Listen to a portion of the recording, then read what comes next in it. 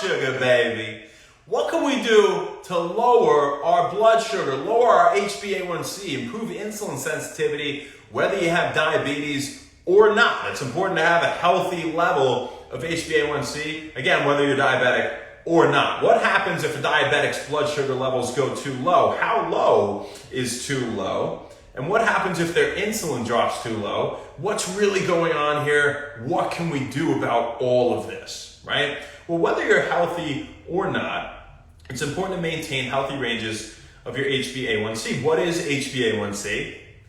Hemoglobin A1c is just the amount of glycated hemoglobin in your red blood cells, right? So we know hemoglobin binds to oxygen and then it carries it through the blood to all these tissues in your body. It can carry it to the heart, right? And then it's sent through the aorta to all these tissues in your body that absorb the oxygen, and then deoxygenated blood is transferred back to the heart, enters in the right atrium, and so on, and through the vena cava, right? And whatever, right? And then the cycle continues, goes to your lungs, picks up oxygen, and this and that. It's the amount of hemoglobin that has sugar stuck to it. Really and simple, if you guys didn't even know what that is, right?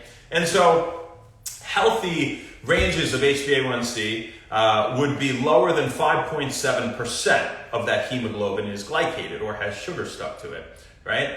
And diabetics have 6.5% HbA1c or higher, right? And so in between that would be pre-diabetic classification, of course. So what actually can help to lower HbA1c, regardless if you're diabetic or not? Fiber is actually number one when it comes to nutrition. So fiber slows the absorption of carbohydrates, and this makes your insulin not have to work as hard. This can improve your insulin sensitivity and your body's capability to absorb sugar when it's in your blood and utilize it or store it for energy later, right? And on top of that, fiber feeding your beneficial gut bacteria is important because they produce things like short-chain fatty acids that can control insulin sensitivity and how your body processes sugar, right? And so it's not so simple as calories in, calories out, like we've said here. Well, it's the quality of your food. It's getting a lot of fiber. It isn't just slowing the absorption of carbs, feeding your gut, your beneficial bacteria in your gut at least. A lot of harmful bacteria can actually do the opposite, lower your insulin sensitivity, and we definitely don't want that. But fiber is really number one here when we talk about lowering HbA1c naturally, improving blood sugar levels. Protein, healthy fats, having ample amounts of those and focusing on them are huge. Exercise, of course, as we say for pretty much everything here at One Wellness, and intermittent fasting, baby. That's what I do every day, and I feel great. So those are some lifestyle modifications we can make to improve HbA1c. So how long can somebody that is diabetic, let's move to diabetes now here, and we'll speak for type 2 and type 1 diabetes, and we'll kind of, we'll differentiate what they are and, how they happen and things like that. But, what are we looking at as issues with low blood sugar in a diabetic? Is it really that dangerous? Is it really going to kill us? Do I really have to have sugar all the time? Well, you tell me, I'll tell you some facts, right? So you can actually fast safely for up to 24 hours, some sources say, if you're diabetic. That's a long time. So that means there's nothing in your system, and your blood sugar would drop significantly throughout that time. What's going to happen is your body's going to dump in a fat store, start using fat for energy. We'll talk about diabetic ketoacidosis here in a second. But having low blood sugar only causes anywhere from 2 to 4% of deaths in diabetics. In fact, the major cause, and aka hypoglycemia, low blood sugar, right? And so it's a really small amount of the deaths in diabetics are accounted for by having low blood sugar. Major cause is cardiovascular disease, heart disease, right? That's what's killing most of them. So it's more important to maintain these healthy lifestyle modifications aforementioned in order to have a more beneficial health outcome or prognosis if you have diabetes, type 2 or type 1. Now, this isn't medical advice, not intended to diagnose, cure, prevent any disease. You talk to your doctor. If you have diabetes, don't stop taking insulin because I made this video or whatever, right? And so if you can safely fast for that long, how low is low when it comes to dangerous levels of blood sugar in a diabetic? Less than 54 milligrams per deciliter. Okay, that's where it's become a medical emergency, and you got to raise that blood sugar as soon as possible, or go in and do something about it, right? So that's what they say. And what can happen if it gets that low? Well, you can run into issues like difficulty concentrating, confusion, things like fatigue and numbness, of course, right? But also, some more serious things like blurred vision, slurred speech, seizures, coma, and very rarely death. Okay, but again, very rarely, 2 to 4% of deaths in diabetics are due to hypoglycemia. Okay, so that's not our primary killer here. Again, it is heart disease. So what happens if your insulin drops really low, right? Well, first off, if your blood sugar is really low and you take more insulin, that's a very bad thing. You don't want to do that because there's already no sugar in the blood, right? And so insulin's job is to help cells absorb sugar, like we've said, to use it for energy or to store it for later for energy, right? And if you don't need to do either of those things, you'll take that sugar and you'll store it as fat, right? And eating a lot of sugar also promotes fat production in the liver. So we want to really stay away from too much sugar in general. It is something that can raise your cholesterol because it makes you produce more cholesterol in the liver. It's really evil. It's really bad for your brain. It's really bad for everything, right?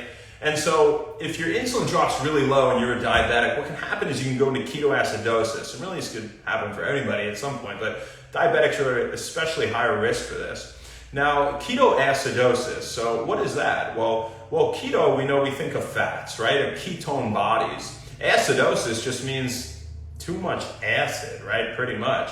And so when you've been breaking down fat now for so long, you've been producing ketone bodies, which your body can run off of and use for energy, but too much of anything isn't a good thing. And eventually you have so many of them, you go into ketoacidosis. Now, this can happen after, say, 1 to 2 days of having very low levels of insulin. And this may be part of the reason that some sources say that it's okay, at least, most likely safe for diabetics to fast even up to 24 hours, right? Because it's right before you're hitting that mark of ketoacidosis. But how long would it take to die from ketoacidosis? Okay? Well, it would take days to weeks. So in the days to weeks to follow, it could become fatal. But what is the big drive home point here? It's not the primary killer in diabetics is hypoglycemia. It takes some time. You can actually fast for a decent amount of time, even if you're diabetic, and improve your insulin sensitivity. You can reverse type 2 diabetes. You guys know that? You can reverse type 2 diabetes, which is different from type 1 diabetes. But really, and we'll talk about that here in a second. But again, the drive home point is lifestyle modifications. Look at things like fiber, protein, healthy fats, exercise, intermittent fasting. Be healthy, get more sleep, be less stressed, all that stuff, right? Get out in nature, be healthy, ground, whatever, right?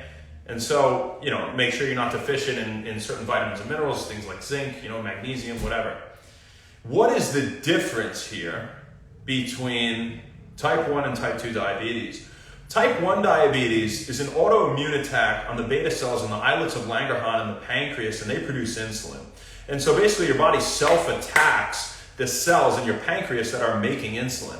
And so you just don't have as much insulin, right? And that's a problem. And these people are typically thinner because the cause of them not being able to process blood sugar properly isn't due to having had a poor diet throughout their life and abusing that biological mechanism or biomechanical mechanism, you could say, of absorbing blood sugar with the release of insulin and abusing insulin function. Eventually, like any machine, this biological machine does not work well, this hormone insulin at some point, right? Because you've abused the hell out of it. It's not the story there with type 1 diabetes. It's just something that's genetic, right? And certain things predispose them to have type 1 and whatever. So really they were just drawn, poor cards. And for that reason, I really feel, especially for people that have type 1 diabetes, it can be a hard thing to live with. Type 2 diabetes is very much so self-inflicted. You could be, not that I have no sympathy for it, of course I do, and I don't want anybody to have type 2 diabetes. It's a terrible disease, a wide range of complications. But these are people that typically had way too much processed food and sugar, and they didn't move around enough, and they had an unhealthy lifestyle, and this is, and what happened is their insulin isn't working that well anymore. They're able to produce it in the pancreas, but now it's just not functioning well. So it's not responsive or sensitive to sugar when it is eaten, right? And when it gets into your bloodstream. And so it just sits in the blood, and your insulin isn't working well, and your cells can't absorb it, right? And so eventually you can start to produce less of the insulin too with type 2 diabetes. And so that's kind of the story of what they both are. And that is what you guys can do about it. It's a good idea to do all those things anyway. We're just giving you another video here. Video number 4,530. No, it's actually probably video like 1,500 or something like that. I don't even know. But, you know, it's giving you another reason to exercise, maybe consider intermittent fasting, to focus on healthy fats and protein and fiber, and eat whole food from nature, to avoid processed foods, refined flours, added sugars, bullshit, and to cook more, to get ample amounts of sleep, to be less stressed, and consider taking probiotics if you don't have fermented foods like kimchi, natto, miso, tempeh, sauerkraut, kombucha, sour milk. Kefir is king, the king of all dairy products. Maybe we did a whole video on kefir. But, you know, that's what we got for you guys. And we also have a very special day today for two reasons, you guys. One is Colin Schultz's birthday. Happy birthday. Sing to your ass in a second here, mother effer. But it's also Mike and Kat's wedding today. And I'm really excited to go to your wedding and dance my face off, baby. I can't wait to go dance a lot. I already did my workout today. I'm getting When Wellness done now. Everything will be done, and I'm ready to party, baby. You know, maybe I'll have a drink or two. We ain't gonna go crazy here. When Wellness, we don't like to drink. We almost never do. But it's an occasion, and you know, maybe I won't have anything. We'll see. But we're gonna definitely have a great time. So, Colin Schultz, happy birthday. Here you go. Happy birthday to you. Happy birthday to you. Happy birthday.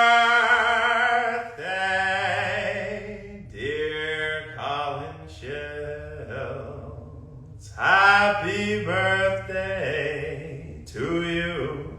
So many more, man. Have a great day today. Hope it's been going really well for you.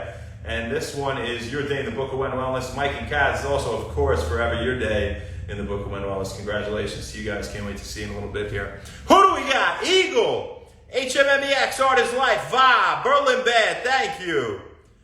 Erica, just a singing video. Jay Fit, we can just move over to singing.